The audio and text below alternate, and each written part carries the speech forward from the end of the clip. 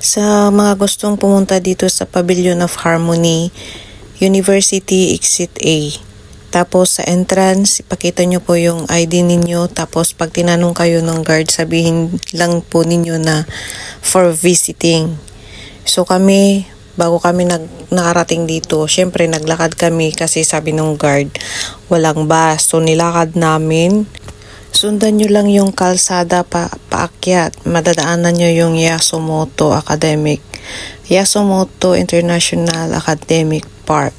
Tapos kaliwa kayo. Pagdating doon sa taas, may makikita kayo na mga signage. Sundan nyo yung signage ng New Asia College. Tapos pagdating nyo sa taas, madadaanan nyo yung Sir Ranran Show Hall. Tapos, lalagpasan nyo yun, may kalsada na paakyat. New Asia College yung susundan ninyo, makikita nyo doon sa taas. Pagdating nyo sa taas, makikita nyo yung signage doon na New Asia Circle. Kakanan kayo. Pagkanan nyo, makita nyo yung Mayuntang, tapos may building dyan, Mongmanway building, madadaanan nyo yan.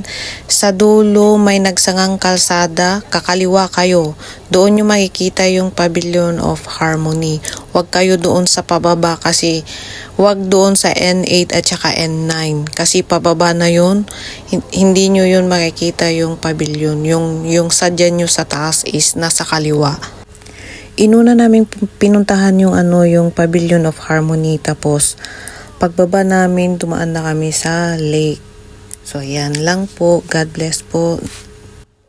Thank you so much. Thank you. Enjoy.